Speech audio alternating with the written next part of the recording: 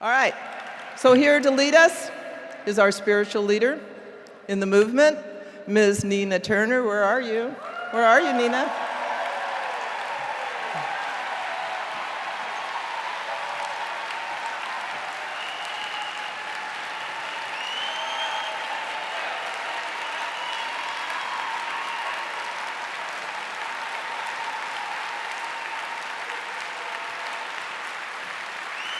Wow.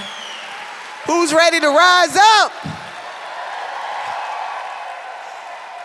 With these hands. Man, I told Roseanne, because I watched this video last night, I'm just crying like a baby. And I'm back there trying to keep it together. We see images of our sisters and brothers in need. We must, with these hands, rise up. Man, these are, sisters and brothers, some extraordinary times. Some people might say that we are living in revolutionary times. Some historians have noted that there were 3 revolutions in America's history, and I want to walk you down memory lane.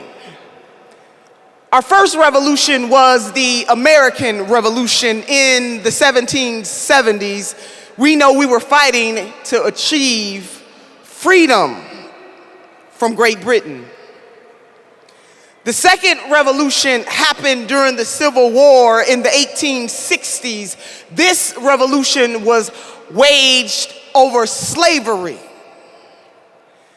And our third revolution in our country's history happened in the 1950s through the latter part of the 1960s, and that was fought to achieve racial equality.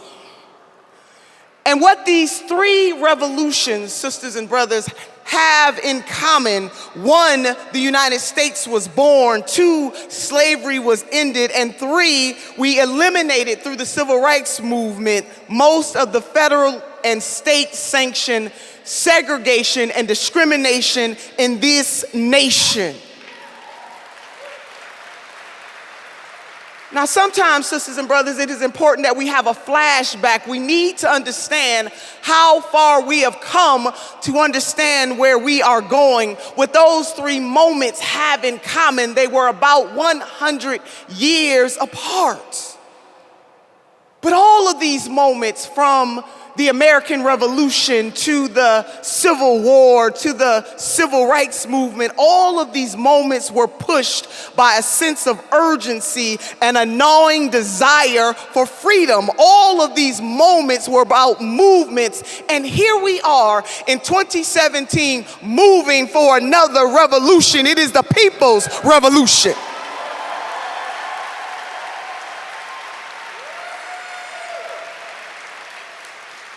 And if I might, for a moment, stay in the synergy of the civil rights movement, just for a moment.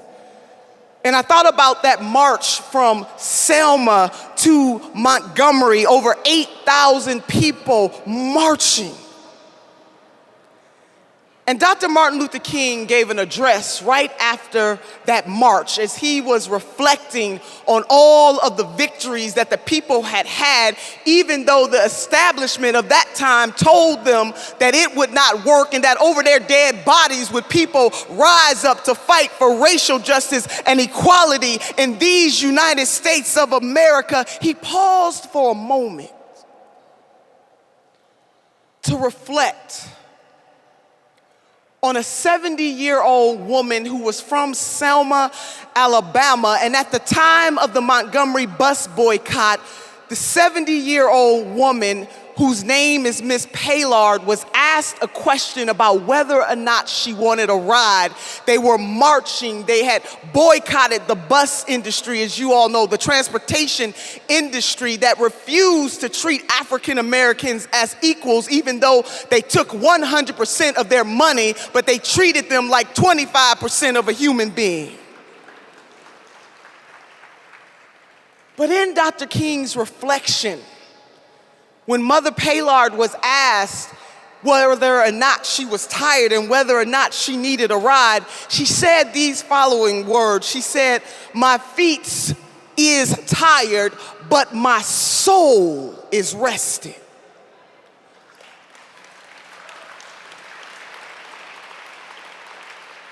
Now, Mother Paylard may not have had subject-verb agreement, but what she had was something far more important than subject-verb agreement. She had heart-soul agreement.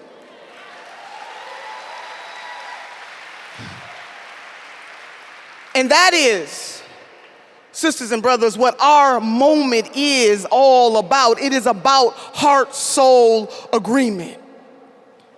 And so as we reflect in 2017, as we embark on the fourth leg of this revolution in America, our underlying goals are not much different than the goals of our foremothers and our forefathers. Our underlying goals are not much different than how President FDR laid it out in his speech about the four freedoms, and I got to take you back there.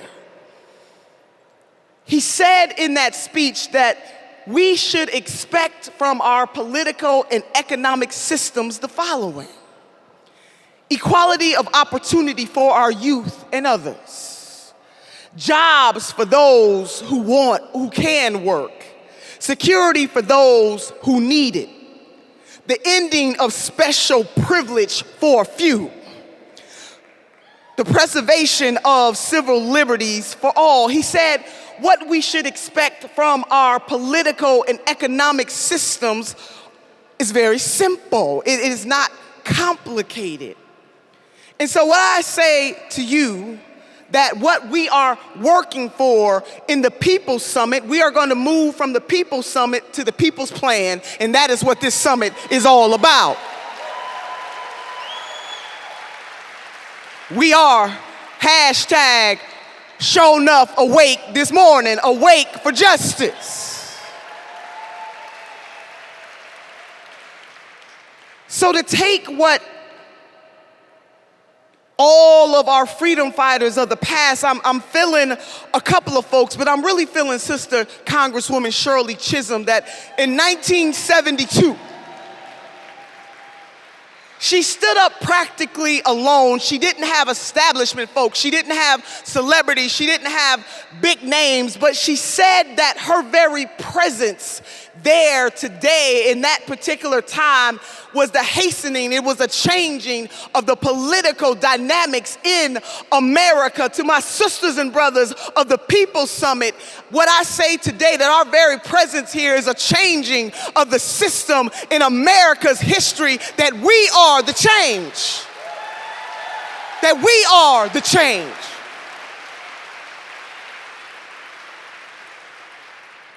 Dr. King further reflected in 1965, and you got to follow me on this. He said, those who possess power without compassion, those who possess might without morality, those who possess strength without sight. We're going to rest right there right now, because we got a whole lot of folks who possess power without compassion. The fact that we don't have a humane immigration system in the United States of America, people who possess power without compassion.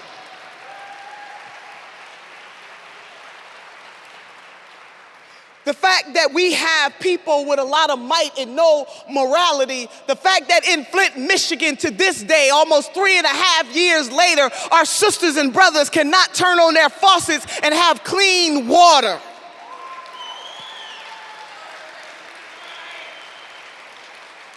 You know, I was talking to a sister who is from West Virginia as I interviewed her yesterday. And she said to me during that interview that in some parts of West Virginia, our sisters and brothers do not have clean water. They don't even have access to the internet.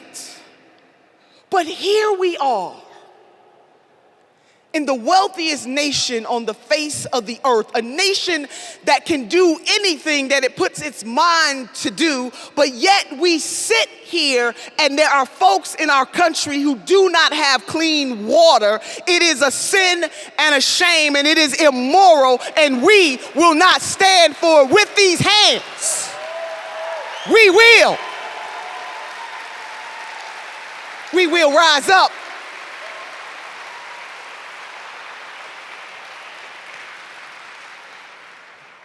To have people who have strength without sight. It reminds me of something that the great president of South Africa, Nelson Mandela, who had been in prison for over 20 years, almost 30 years of his life, and he came out of that prison seasoned and more determined than ever to change the trajectory of South Africa's apartheid. He said it always seems impossible until it is done. What I say to you this morning, sisters and brothers, that our pursuit for social justice and economic justice and the reform of a criminal justice system that sees black and brown folks as more criminal than anybody else, a system that refuses to give women their whole damn dollar, a system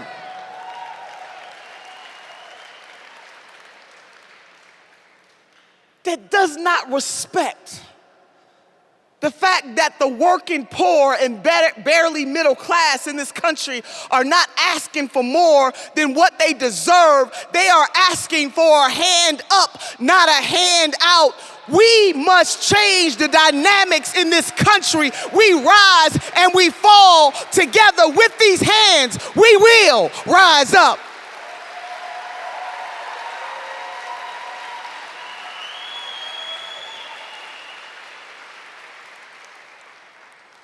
And it is time out, sisters and brothers, for us to, we're not gonna play the games with the folks. We will make this happen. Because if we can send a man to the moon, we can have Medicare for all.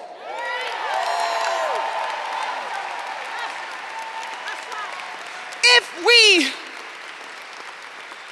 a nation that enslaved black folks for 250 years, 100 years of Jim Crow, 50 years of something else, stole the land from our Native American brothers and sisters. If we can abolish slavery, we can have a $15 an hour minimum wage with these hands.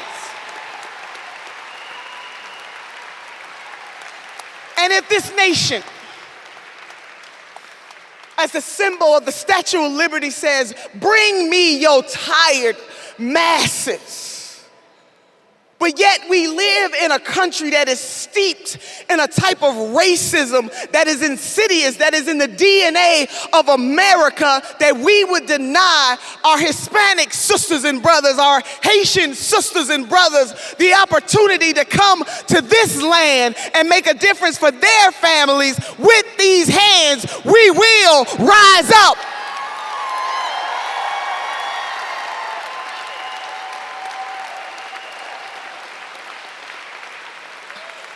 I'm feeling this thing. I just read an article the other day that talked about the prison system in California and the fact that it costs more money to imprison folks, that with that same money we could send folks to Harvard University with these hands. If we can spend $80 billion a year to house folks in prison, my God, why can't we have free college and university in the United States of America with these hands? We will rise up. And we're not gonna leave a sister or a brother behind to my lesbian, gay, transgender, queer sisters and brothers, with these hands, we will make sure that Lottie Dottie and everybody is afforded the opportunity to love who they will out in the open, baby, with these hands.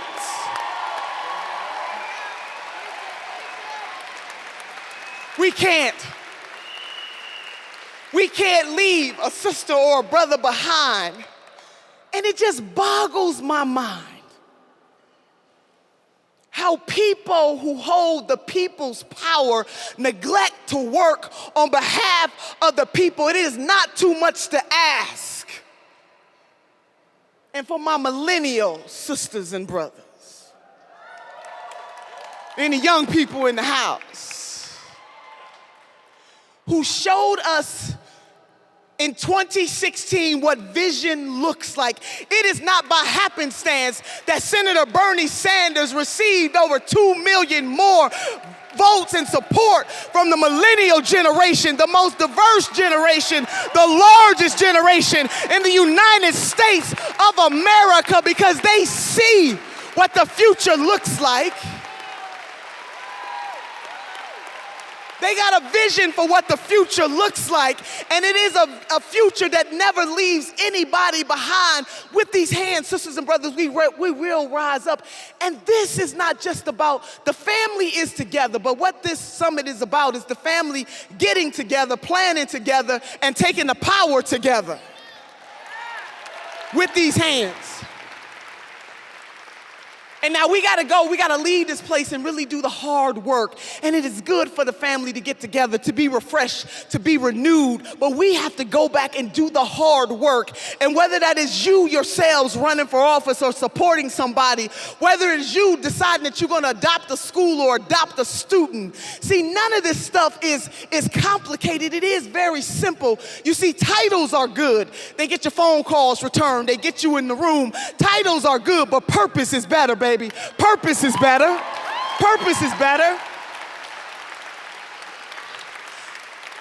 See, I know a whole lot of titled folks who won't put anything on the line for the next generation. All they care about is the next election. But we are living in a time where you gotta care more about the next generation than you care about the next. You gotta care more about the next generation than you do about the next election with these hands. And I remember my sister, Roseanne DeMauro, the baddest. And we were in California, and she gave this riveting speech. She shook the whole room, and what she said is that we not gonna just have unity for the sake of unity. We're not just gonna go along to get along. That is the moment in time that we are in right now. And what is happening in California, although it is seen as the most progressive state, it is one of the most progressive states. Washington State is one of the most progressive states. But when we go down deeper, we find out that there are some things that need to change, some things that need to happen, some more stuff that needs to be done. And see, I wasn't gonna talk about the Democrats, but I'm gonna talk about the Democrats. I wasn't gonna go there, but a sister got to go. I got to go.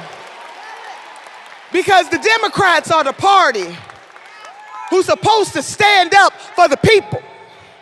Yet you got to beg folks to pass Medicare for all in the great state of California, where Democrats are in control, not the Russians, not the Republicans, but Democrats.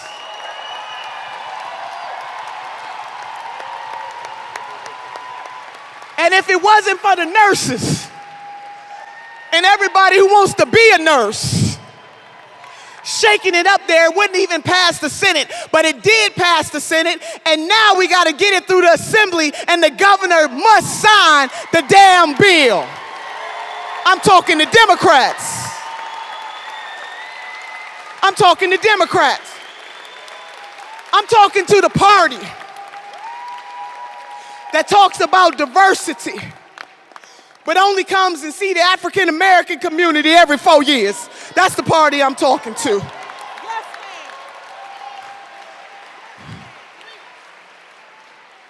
I'm talking to the party that has yet to elect an African American to an African American woman as a governor in the United States of America. I'm talking to Democrats.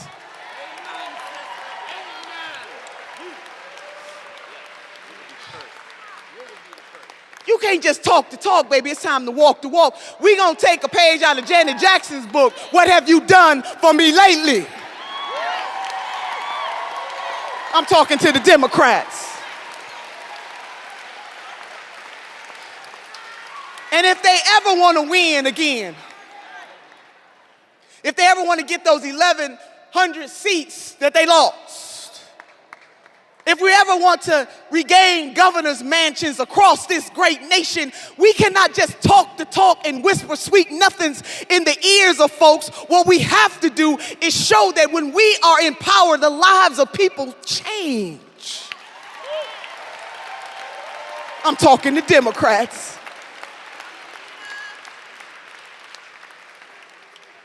Now, to my progressive sisters and brothers, it is not enough for us to be right. We got to win some elections. Y'all hear what I'm saying?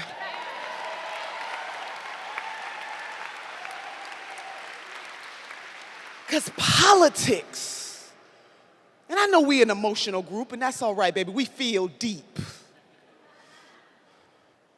But politics is the art of the possible. Politics is about who has the power and how they wield that power. It is not enough for us to be right on the issues. We have to win elections. We have to take back the power and then use the power on behalf of the people and not for our own selves. But with these hands, you see, it does always seem impossible until it is done. So I want to remind you, I want to lift you that we are all in this together. Don't let folks divide us. There's a division going on, this conversation going on among the ranks between the liberals or the neoliberals and the progressives, whether or not we should talk about identity politics or talk about economics. Well, baby, the last time I checked, if you are a poor white, a poor Hispanic, a poor Native American, a poor Asian, a poor everybody in between, baby, we all in the same condition.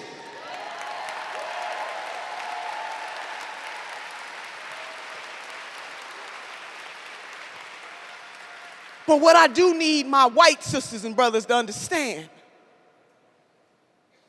that I need you to go tell it on the mountain, that if you are African American, if you are Hispanic, if you are our Native American sisters and brothers who have been left behind too damn long, and if it wasn't for the Standing Rock battle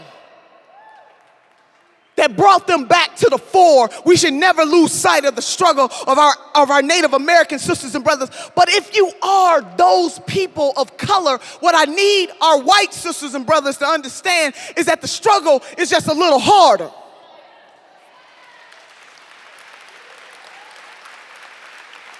Just a little harder. You know, sometimes black women, talking to my sisters, everybody in here is a sister today. Sometimes we are accused of, when they want to slam you and slander you, of being called angry. We can't be aggressive or assertive. We angry. We can't be determined. We angry.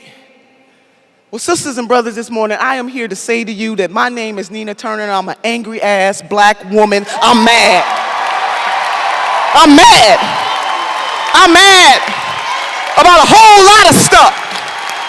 I'm mad that we are not doing enough in this country to show up. And guess what? We taking applications. Everybody can be an angry black woman. Join me, y'all. Taking applications, baby. Come on with me. Because if you ain't mad about something, if you're not mad about something, baby, these hands, black, brown, red, caramel colored hands, we will rise up. I'm mad that we got to beg people in power to know that the wages of everyday people are not keeping up with inflation. I'm mad as hell that our young people have to graduate with a degree in one hand and debt in the other, over $1 trillion worth of debt. I'm mad as hell that we gotta beg people to understand that we must protect Mother Earth to have anything. Oh yeah, I'm mad.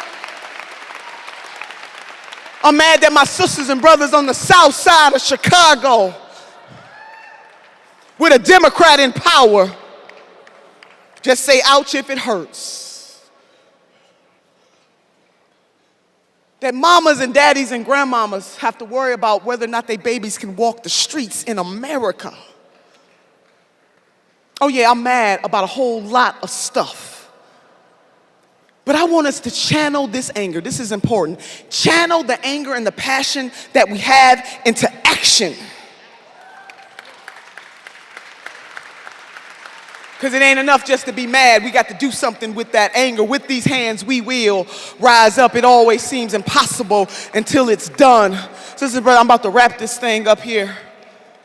I do have tennis shoes on. I'm liable to run all around the room. I'm just feeling like that. I'm just feeling like that. Let me say a few things before I wrap up. We cannot turn on each other. And haters are everywhere.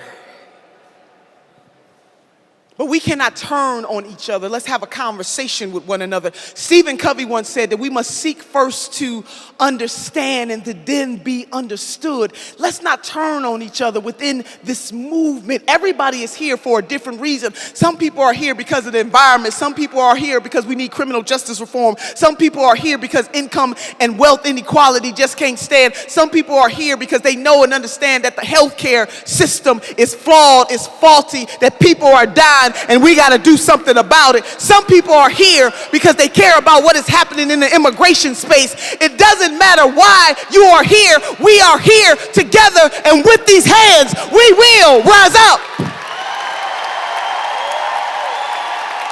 We're not going to turn on each other.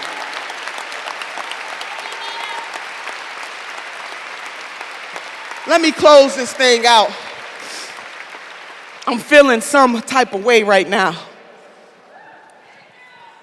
Because we're going to do this thing. It always seems impossible until it is done. 3 things I want to leave you with, People Summit. This is it. This is the summit, but we got to have a plan. This is the summit, but we got to have the plan. So number 1, we have 2 hands. 2. One to reach forward and the other to reach back.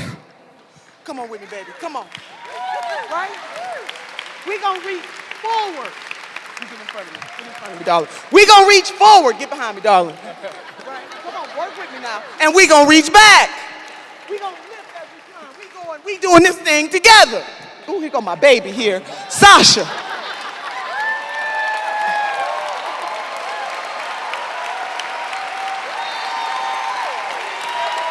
Our 2 hands. One to reach forward and one to reach back. To do things for her generation and generations yet unborn are dependent on us to rise up with these hands. Number 2, and most importantly,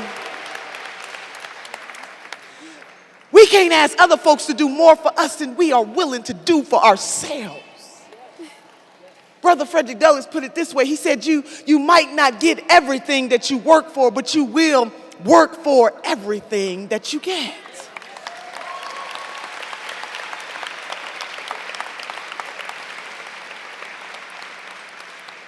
In the words of my grandmother, who was born in 1913, at a time where black women were not treated exactly okay.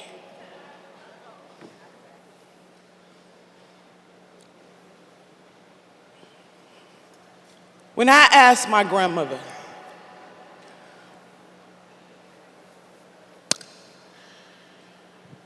what does it take to be successful in life? You know, my grandmother was one of those women, she was about 5'1". You know, I'm short, well, anyway, about 5'1".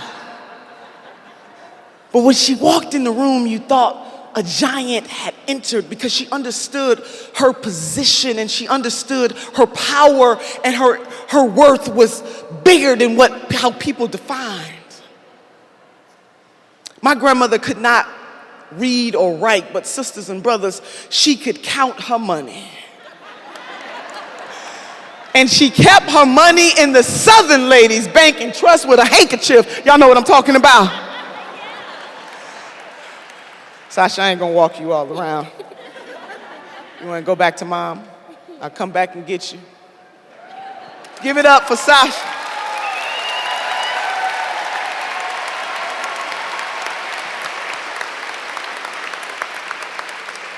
So grandma kept her money in the Southern Ladies Bank and Trust.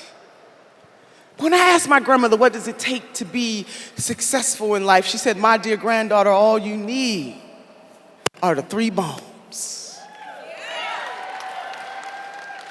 The wishbone, the jawbone, and the backbone. She said the wishbone is for hoping and praying, because hope is the motivator, but the dream is the driver. The reason why we do what we do each and every day is because we hope and believe that tomorrow will be better than today.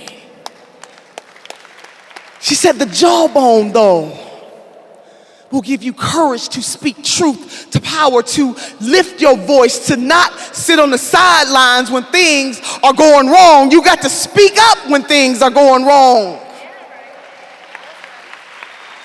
But she said, the most important bone of them all, the supercalifragilisticexpialidocious bone, baby, is the backbone.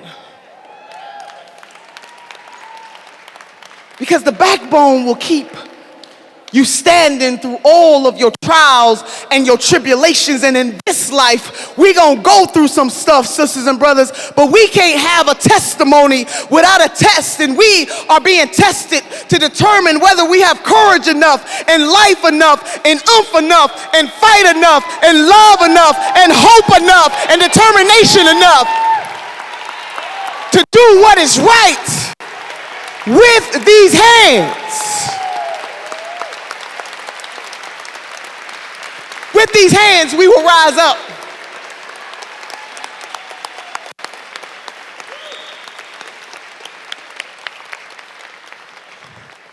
We got too much on the line. Too much on the line to sit idly by. Too much on the line. That's why this People's Summit is about the people's plan. Too much on the line. And I say this as somebody who knows what it means to be poor. I came from a very working poor, barely working poor family. I know what it means to not have food at night, to have a mother cry herself to sleep because she can't buy 7 children Christmas gifts. I know what it means to have 7 children sleep in the same bedroom. 6 girls and 1 boy. I know what it means to have teenage parents who get married and it just doesn't work out, and to live the majority of one's life in a single mama household, a mother who tried her best to provide for her 7 children but fell short every now and then. And to have this mother die at the young age of 42 years old.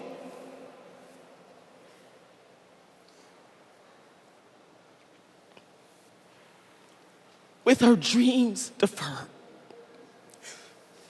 on the system of welfare, with no life insurance policy and no money in the bank. And to be 22 and the oldest of those 7 children, with my baby sister being 12 years old, and to have the pressure of being married and having a son, and now being the mother of 6 other people while you are at a community college trying to become a cycle breaker. I understand why it is important to make requisite investments in higher education in this country so that there can be other Nina Turners in this world.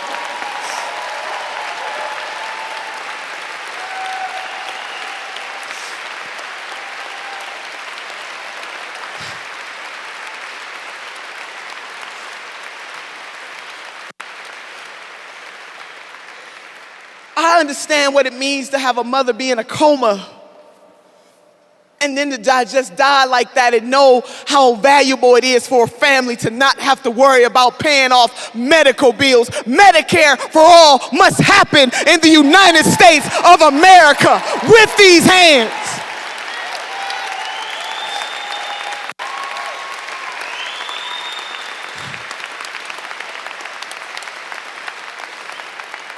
And I'm gonna tell you something, sisters and brothers. All of us have stories, and our stories are our strength. And we need to listen to each other's stories and seek to understand and then to be understood. But with these hands, we will move forward. We don't know what the person, you don't know, we don't know what the people in this room are going through and what they had to do to get here. But they are here today because they are part of a process that says that we will not accept mediocrity. That with these hands, we will rise up. And when generations yet unborn tell the story of the People's Summit, I want them to be able to say that year after year, sisters and brothers came back year after year telling stories of triumph, of how we were overcomers, not just for ourselves, but for generations yet unborn. If you don't care about something that is bigger than you, we don't deserve to be in the places and the spaces where we are, and we need to hold all of these elected officials accountable. I don't give a damn whether they are a Democrat or Republican or Libertarian or Green Party. If they are not fighting on behalf of the people, they got to go. They got to go.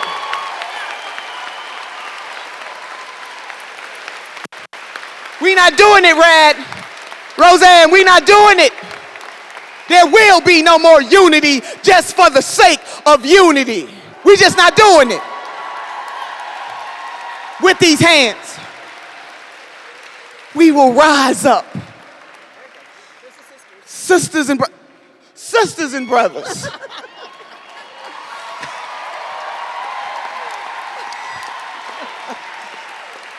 It always seems impossible until it is done. Say it with me. It always seems until it is done. It always seems impossible until it is done. It always seems impossible until it is done. And with these hands, we will rise up. God bless you, People's Summit.